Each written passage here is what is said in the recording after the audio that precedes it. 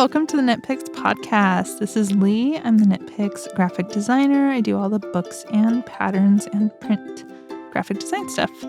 Here, as usual, with my friend Stacey. Hi, I'm Stacey. I am the content director for knitpicks. How you doing, Lee? I'm good. I have a cat on my lap right now. He's very snuggly. So Yes, that's always a happy thing. it's always a good thing. Yeah. How are you doing? What have you been up to? To be honest, not much knitting wise that I can again talk about. I sound like a broken record, but I'm always constantly working on something that's can't quite talk about yet. I will give a sneak peek to our listeners. We have a really exciting new color of a yarn release coming up in a few weeks that I am so excited about. But we're not gonna talk about that now. Mainly I've been with the weather changing, I've been doing spring cleaning. I get in these moods. It's always when the seasons change. I'm like, I have too much stuff. I need to put my stuff away, or I need to, donate my stuff, get rid of it, get it out of my house. And I think I saw Zeb from our friend Zeb from Disco Fiber a couple weeks ago, and I'm like, I really need to get some. He has a recycle yarn shop, thrift store, and I was like, I need to get rid of some stuff. So lately, I've been going through all of my stash and just trying to, am I really going to knit with this? Or is this something that I will need to work out a pattern, which is always helpful when I'm doing all my little heels, trying to figure out a heel stitch count. And then going through my fabric. I just have a lot of stuff. So I will probably, some of it will go to, I'm sure, some of my coworkers if you want some fabric and yarn. And then I'm going to bring it to Zeb. So and that's mainly what I've been working on, to be completely honest. So That's productive.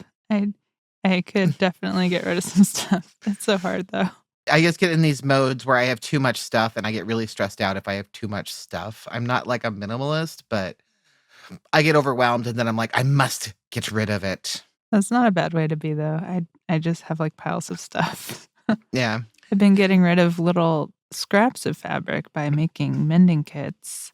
From doing this. I'm going to be taking a bunch of mending kits to this like repair fair thing on Saturday. So I've been putting together a lot of little kits with little bits of thread and needles and then scraps of fabric, so I can like get rid of like small scraps that way by putting them in the mending kits. People can use them to patch their clothes. So that's a great idea. I hate throwing things away, so it's nice to have a place to give like little like kind of trash, but make it not be trash.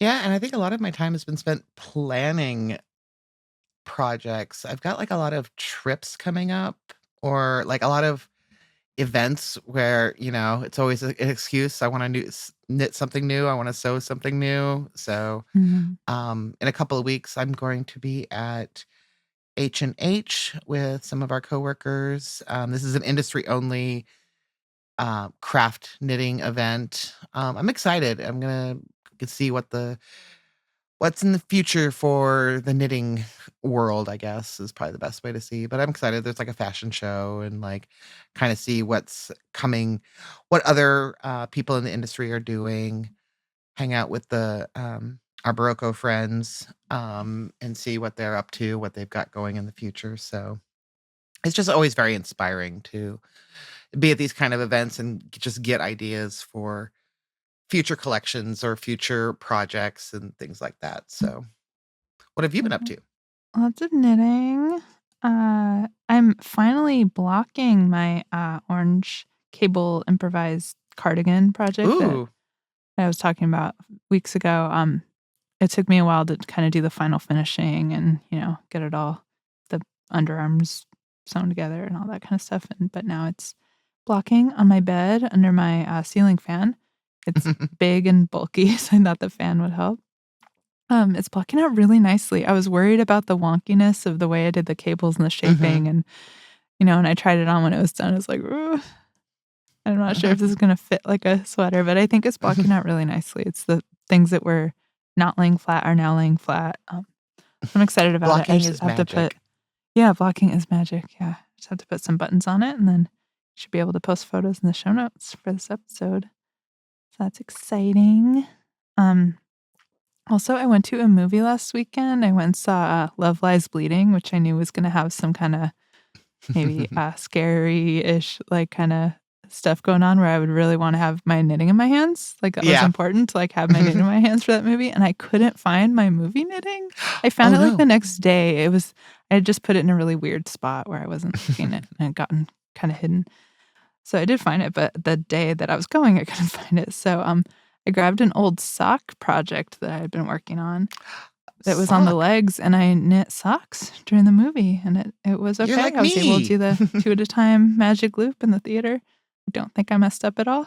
It was maybe just, like, a little bit slower to change the needles, but, like, I did it, and it gave me something to do with my hands during those thriller scenes, so it worked out very nicely. And now the socks are almost done. Those are, the worsted socks from our, Woda Classics collection that we Mhm. did last year. It was like an old pattern or yeah, Woda Classics, Simple Knits and Woven Andes worsted book, which And I I'm knit those making samples. yeah, you knit the samples, yeah, and they're designed for, like, yeah, Woven Andes worsted, but I'm knitting them with, 2 fingering weights held together to make slightly lighter than a worsted. So I, like, kinda messed with the numbers a little to try to, because it's like a worksheet style pattern, so you, like, really customize, like, everything you're doing in the pattern, so it seems like I'm able to kinda customize for my gauge being a little bit off, like, on purpose and, like, tweak the numbers in that direction, so see how Nice. that goes. I think it's turning out good. So that's fun. I was thinking of you, this last couple of weeks. My partner and I have been watching, like, a lot of subtitled TV shows, and I was, like, kept having trying to train myself to not look at my knitting while I'm, reading subtitles. We've been watching, Shogun and Three Body Problem, and a lot of that Oh, is nice. in Chinese or Japanese, depending on the show, and other languages, and I'm just like, "Okay, I need to make sure I can read this. This is very important to read these." So, when I was knitting, I was like, "I'm gonna do it. I'm gonna work on this cable project and, and not look." And it worked Yeah, out pretty well. It did pretty cool, well, yeah. but It's I was thinking I of you. Yeah, I found it to be very doable, like, wait it's so funny for, like, decades, I was like, "I can't knit and watch something with subtitles at the same time, I can only watch subtitles if I wanna take a break from knitting," and it really kind of made me not watch a lot of things I would've liked to watch, and I'm like, Yeah. "Oh, wait, I can totally do both, it's okay." Yeah, you just kinda yeah, train yourself, like you said, get used to the eyes going back and forth maybe faster than you're used to. Yeah, I mean, I've gotten pretty good at reading, like, subtitles pretty quickly, and some of the shows, like the Japanese, what they're saying in Japanese is a lot longer than you would actually say it in English, so that made it very helpful. Some So I can languages be are like the opposite, yeah. so you're, like, reading these long subtitles, like, "Ah, didn't catch it." But, yeah, so, I mean, like I said, I have been knitting, just not anything I can talk about, but anywho, so we've got some new stuff on the site. We got some new New loft colors. stuff. Yeah, Yeah, we got Aloft. some they're so pretty. I'm actually wearing a sweater right now that's Hawthorn and Aloft held double, and I wear it around the house Ooh. all the time, even though it's, like, really nice. I wear it, like, all the time because it's so comfy and cozy and soft, and I love it. Yeah, they're such pretty colors, and I Mhm. still have not used a loft. That is my, secret shame. You gotta use it Uh, held together with it works so well in that way. yeah, And you I can get know. cool color effects too with the new colors. I love how it looks when you use a lighter, fingering weight color or worsted weight even color, and then a darker loft color, or the other way around. I made a hat where I used, like, black provincial tweed held with the light green, like, tarragon Mhm. aloft, and I think I even did 2 strands. I did 1 strand of the provincial tweed and 2 strands of the aloft, so it's, like, Oh, very wow. alofty, and it looks so cool. So you can get really Yeah. cool color effects. Yeah. I I definitely admire all of the, projects that come in that are aloft or a Aloft held double with something. I just have never knit with it. Mhm. I guess I'm not a mohair person, maybe. I don't know. But there's the colors are Mhm. beautiful. Yeah, and heathers. I Yeah. really love Solar Flare heather has been one of my favorite colors since it was first. I think Woda was the first thing we did that color in, right? And then we did it in Fluff of the Andes, and now it's in Aloft, and it's such a beautiful orange red, like dark orange. I feel like you were really pushing for that color. It probably was, yeah. It is really pretty. But yeah, I think it's just they're all just really pretty. I'm really drawn to the yellows. I've been really drawn to yellows over the past year. And brass heather and cornmeal are colors that we've had uh in other yarns, but they just look so pretty in a loft. So Mhm. maybe this year will be the year I try a loft. Yeah, do it. I have plenty of fingering weight to hold with it, so I Mhm. have no excuse. So, so I think there's 10 new colors, and yeah, check it out. It's on the site, and then we have something else brand new that we're Mhm. doing for the first time. It's very exciting. Yeah, we're doing a subscription newsletter.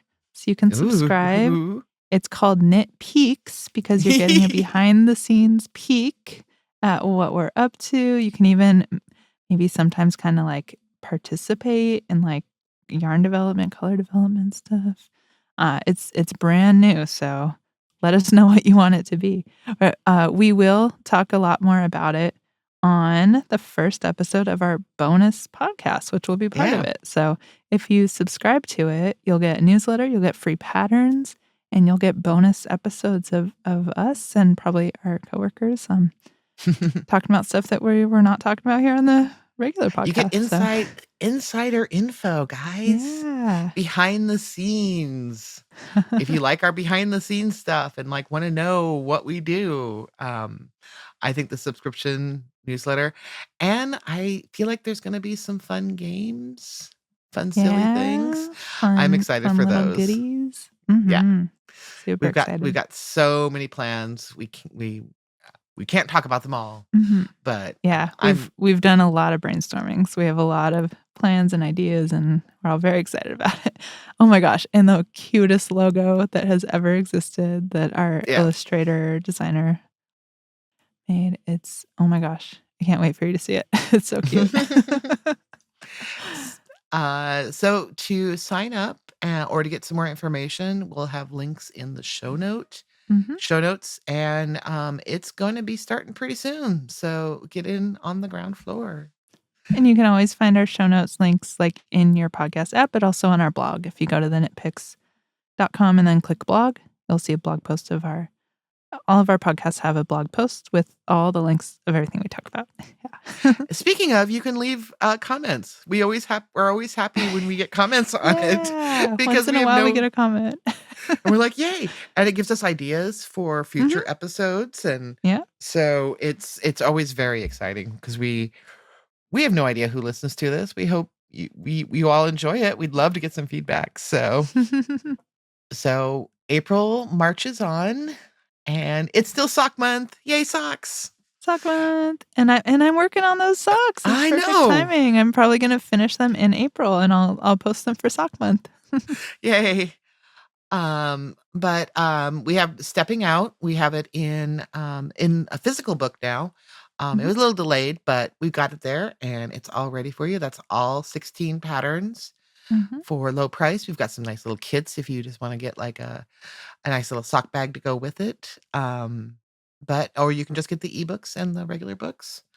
I think it's doing really well. I'm very excited. I love socks. I love knitting socks, talking about socks.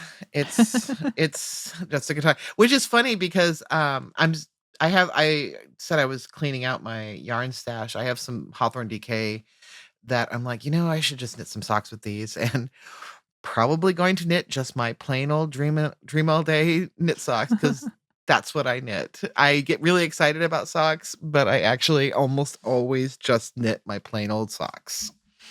Ooh, you know what? I was thinking that Hawthorne DK sweater I'm working on, I'm gonna have Mm. lots of leftovers of all the different colors because it's all stripy. So I was thinking about knitting the Dream All Day socks, but with stripes with my leftovers. And I'll have like matching sweater, matching socks. That would be so cute. Yeah. Make them extra long so they have room for lots of stripes. I think we're going to have a lot of leftover yarn. Yeah. Sorry, I just had a vision of like, I don't know why, like Pippi Longstocking with her long stockings and then with the matching sweater and then like I can see you. You could do it. You could pull it off. Yeah, I don't have the long hair anymore, so I can't really do the braids, but no, I can definitely do the colors. You can do yarn braids. Yeah. There you go. Of course, when I was a kid, I was a huge fan of Pippi Longstocking. Of course. And Punky Brewster was my favorite because they're the most colorful and rainbow bright. Always, my whole life. I always was as well. So to continue with Sock Month, we also have a very special interview coming up. This is Julie from Twin Stitch Designs. She is someone I've worked with for a long time. You've probably seen her YouTube videos. She's very popular, or you've seen her on Instagram. But we have her here, and we're going to be talking about her new book. She also has a sock book, so stay tuned.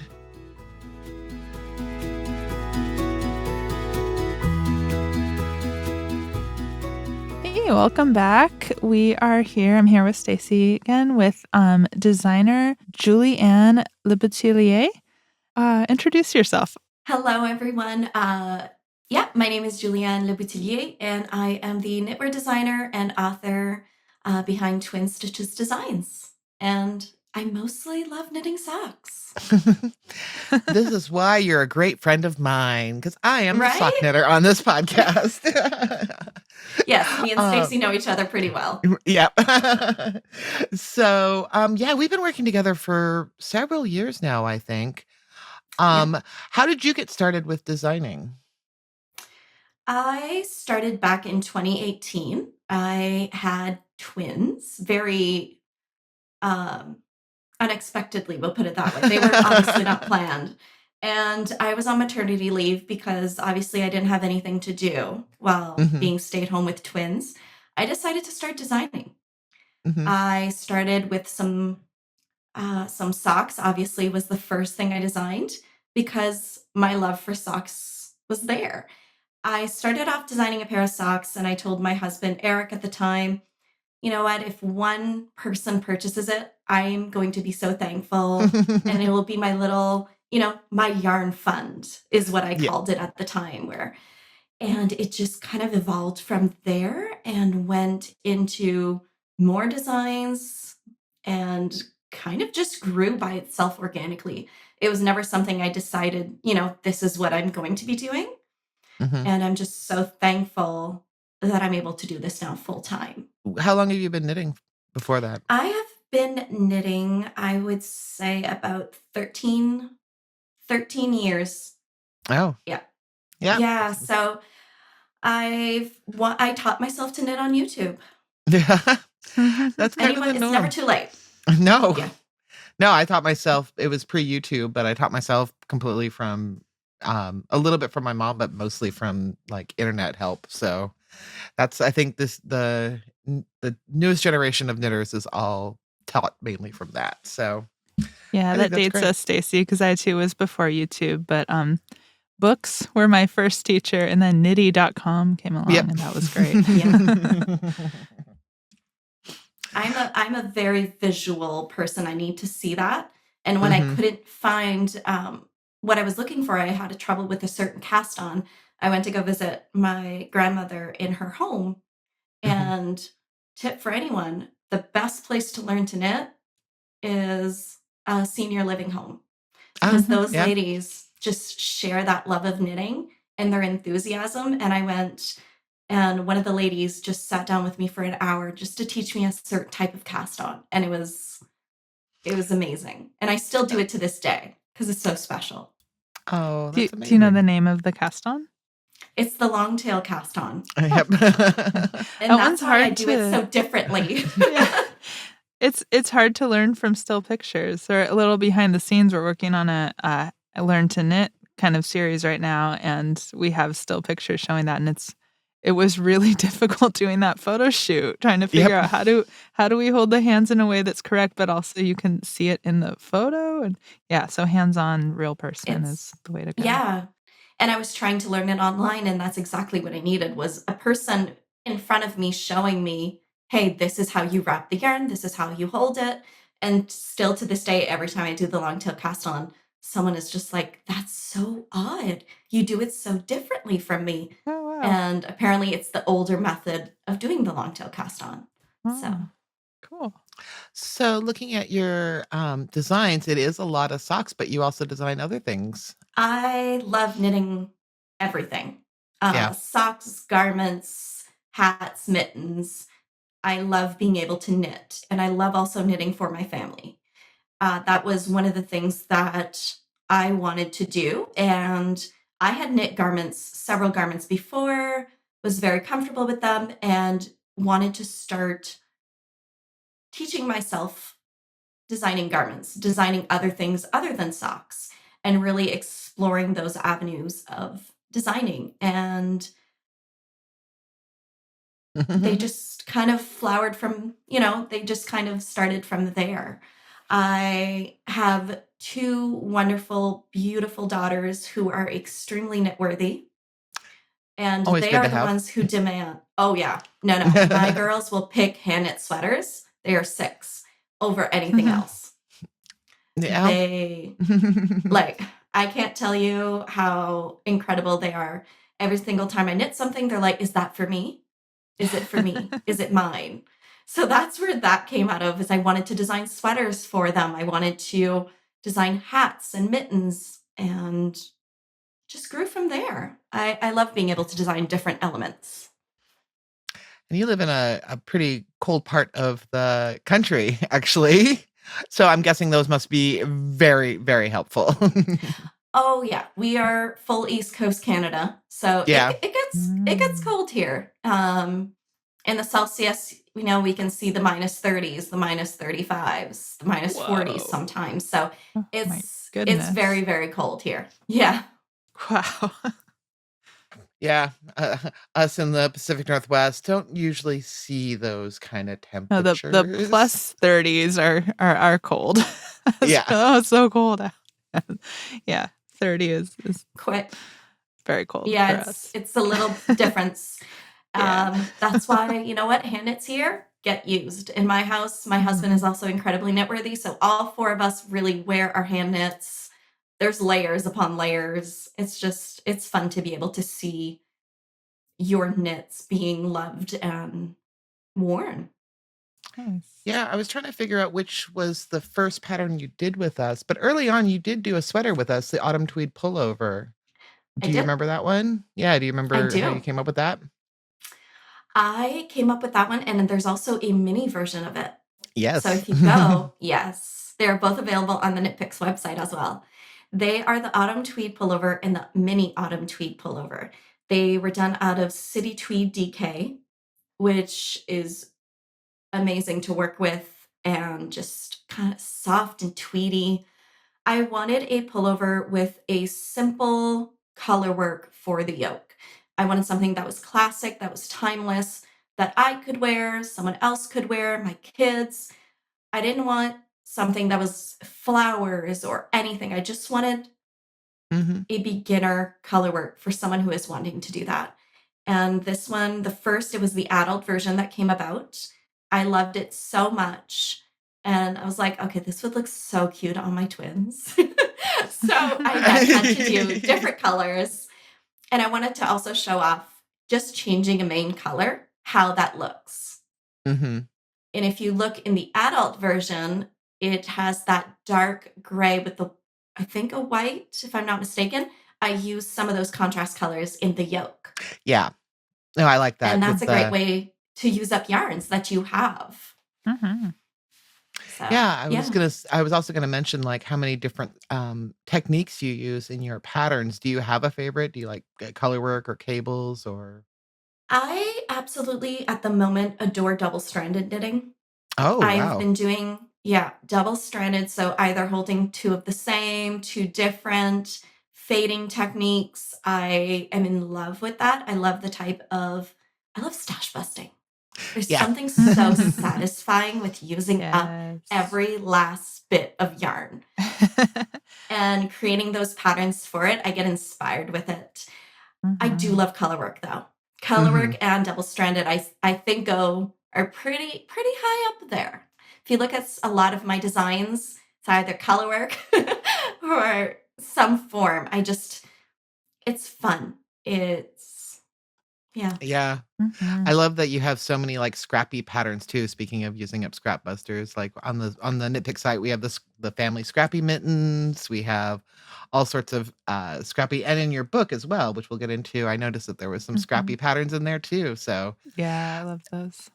and it's always just It's nice when you have just that little bit of yarn left over of being able to find a project that it can work with.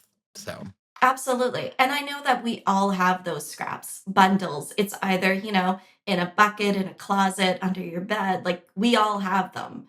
And it's sometimes you're not really sure on how to use it, what to use it for. And having these patterns, you can really use up all of your stash and just make the most out of it. Yeah, I'm always looking for patterns like that. You said a bucket or a bag. What about like many bins and shoe That's what I did say, a closet too. So Yeah. I don't judge. We never judge the size of someone's stash. no. I've recently been trying to sort it kind of by weight so I can kind of like take a box and be like, okay, I'm going to make something out of this box because it's all the same weight. That's a lot.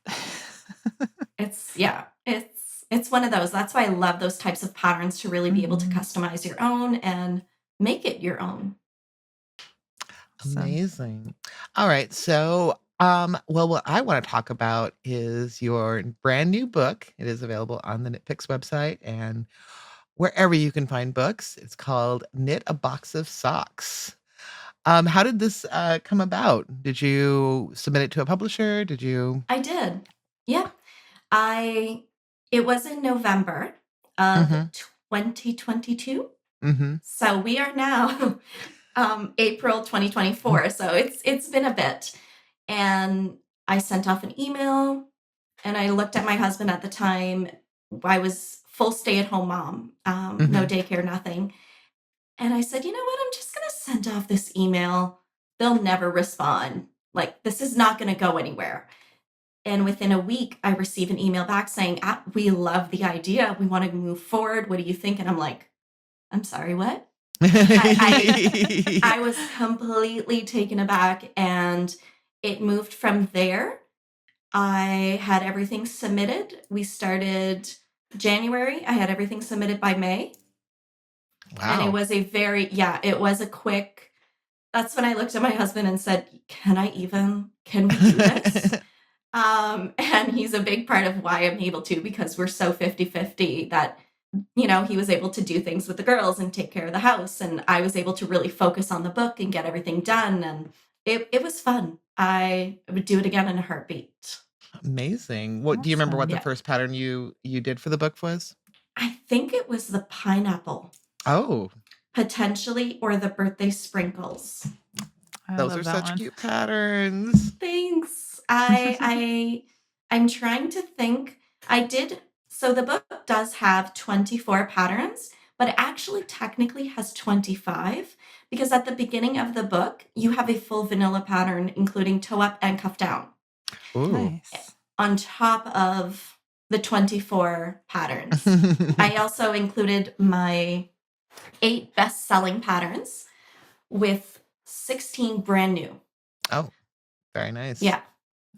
So it was a lot of fun. I want to say pineapple, the birthday sprinkles, those were around, I potentially think, the first. It was all kind of a blur at the same time. I can imagine. So trying to get all of those done. Yeah. I just want to shout out that I love that you have multiple DK weight, and you even have like a bulky weight slipper pattern. So even sock yarn haters like me, fingering weight haters like me, can enjoy the book. That was one of the things, is I found a lot of the sock books only have a certain weight of yarn. And potentially in our stash, we have more than fingering weight. We have DK, And I do find that DK weight socks are undervalued. They are Yeah. comfy and cozy and amazing, and I just want to convert everybody to either double-stranded or DK weight because it's so fun and it's fast. Yeah. And especially Yeah. those people who don't want to knit fingering. I mean, come Yeah. on to the DK weight side. Like, I didn't knit socks for probably over a decade of knitting. I never knit socks because I didn't want to knit fingering weight, and then I discovered you can hold it double. And now I've knit a bunch of socks. Yeah, I was gonna say the same thing because your first sock was actually, you said, a bulky weight sock for your husband, correct? yeah. Yep. Oh, yeah. We don't talk about that. Sorry to bring up painful. My first one was also my first pair of socks was a misshapen beast. So Mhm. it Mine was you know, Bigfoot. yeah. Yeah. I have the same It's issue. Everyone I think will do who does the socks for the right. first time will have those fun things. Well, socks was my first ever project learning how to knit. Oh, really? Wow. I was sick in bed just with a flu, a cold, and I was bored and I thought, why not take up knitting? So I went to Michael's, I got some double pointed needles and some pattern wool, and I went on YouTube and I thought, let's make a sock. And I finished it. My husband wore them. You know, he was a really good sport for that because they did not look great. I still have that pair to this day. I've kept it. And Just as a thankfully, memento. thankfully, I've gotten better at the skill. They're no longer Little bit. Bigfoot. A A little bit. Yeah. Well, I just want to say that my favorite pattern in the whole book is the one called Feeling Sheepish. We love our sheep, and it's also in our yarn. That's not why it's my favorite, Yes. but I think it's very, very cute. I definitely had some knitpicks yarns laying around, and Stroll and Stroll Treat are some of my all-time favorite yarns. And I just knew that I had to have something in the book with that. Like it was a no-brainer for me. Yeah, and the other pattern I know I saw in there with our yarn is actually in Will the Andes Superwash Bulky, which you don't see too many like bulky quote unquote socks. So these are more slippery, but I thought those were super cute as well. Thanks. I wanted something a little bit different because, again, I wanted that different weight of yarn that maybe someone who's just learning wants a quick gift knit, who's not really sure on the techniques and wants to practice on bigger needles and bigger yarn. I felt that it was more of an approachable pattern versus, I think it's Starry Night, Yeah. the full on colorwork sock. I Yeah. really wanted a variety in the book that you have scrappy, you have vanilla, colorwork, cables, texture. You get it all in a book. Mhm. So one of the best things about your patterns and books is you have a great YouTube channel to go along with that. Was that inspired by learning on YouTube, or did you just kind of decide I'm going to make YouTube videos? I think it really was inspired by learning off of YouTube and having that creative outlet as well. Because I was a stay-at-home mom for 4.5 years full time while I Mhm. was designing, you don't really have a lot of adults to talk to Yeah. and to share your craft. And I felt like I needed that, especially at that time, being a first time mom and needing that to show others what I was working on, to share my love of knitting. It was something that was really important to me. And to be able to give back as well. I have full sock tutorials for free on YouTube. Uh, I have all of these things for knitters if they are wanting them there. And then I also do a fun podcast. I just love sharing anything knitting. I love being able to share my knowledge with others. I saw that you have like a Discord group too. That's something I know nothing about, but that seems like a cool like community. Is it for like chatting with other knitters and stuff? Yeah, I have a exclusive online membership where we, as a full group of knitters and crocheters, we every month we have special events, we have exclusive events, we have knit-alongs, make-alongs, Zoom knit nights, game nights, movie nights. You Think about it. We have it all. It's a exclusive membership that I always open from the 1st to the 4th of every month that you can come and join. It's a paid for membership. I think it's $12 US a month, and you get access to everything. You also get access to any individual patterns I release. My members get them for free. So it's just a way to say thank you to help keep supporting me as a designer. But we are such a fun group of knitters who really share all of our knitting. And we currently are having a brioche make along, and we're going to have a summer socks knit along. So definitely hop on board for that one. I feel like I should do that. should. Summer is when I knit most of my socks. So here it's too hot to carry around anything else. Right?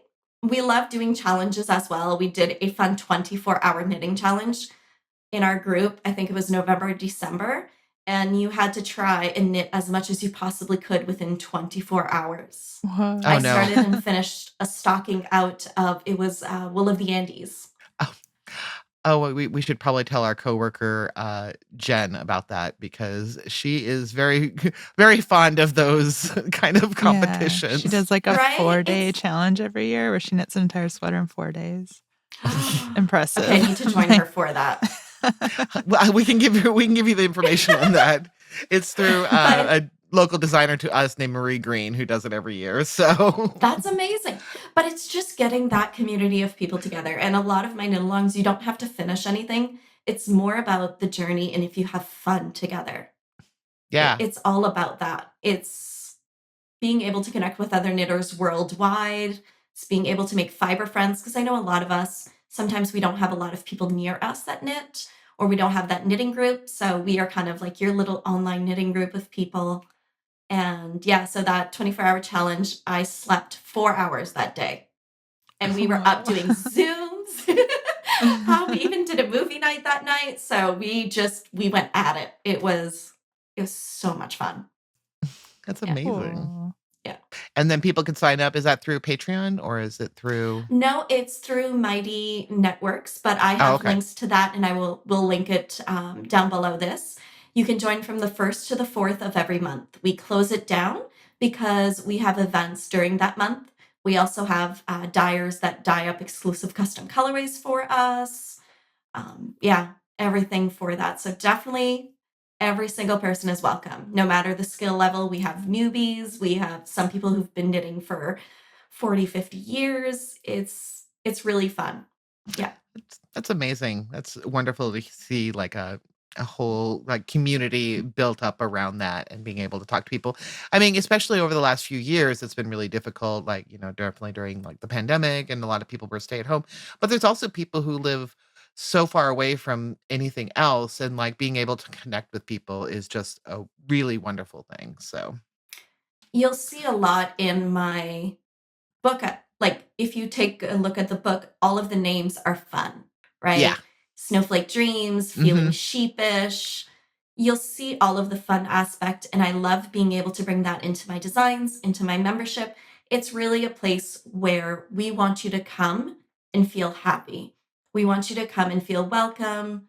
It's something that's so important to me that when you come to my page and see reels, you'll laugh.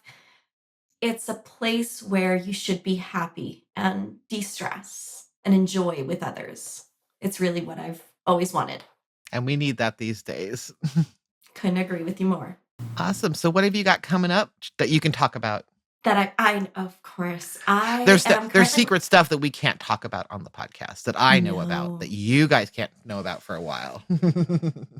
You all know I love knitpicks, so I definitely love working with their yarns and tools.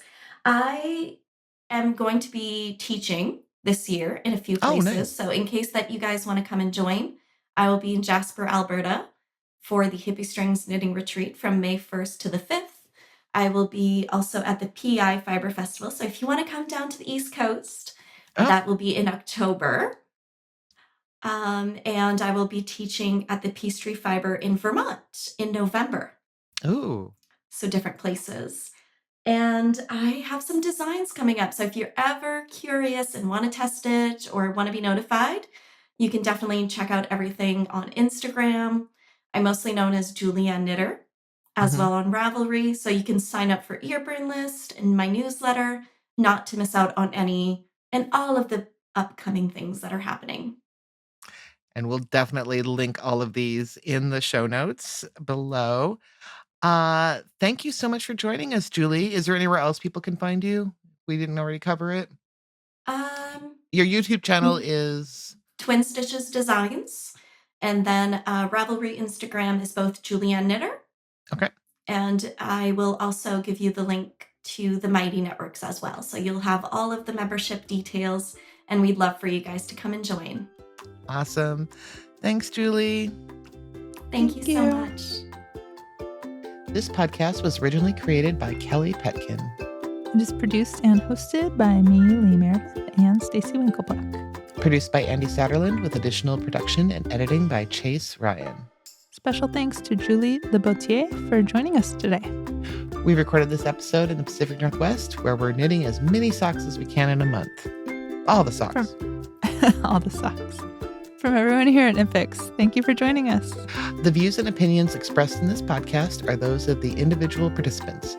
They do not necessarily reflect the opinions or views of the Crafts Group LLC or Premier Needle Arts. All the yarn, tools, and patterns mentioned in this episode, along with all the inspiration and knitter could need, can be found on our website at knitpicks.com. If you'd like to be on our podcast, leave us a voicemail. We'll be checking it regularly and using your calls in later episodes. To leave a voicemail, call 360-334-4847 and record your message. You can also record a voice memo on your phone and email us that audio file at podcasts@knitpicks.com. Like and follow us on your favorite social media platforms, Facebook, Instagram, Pinterest, and YouTube at knitpicks. Rate and review us wherever you listen to this podcast. Until next time, happy crafting!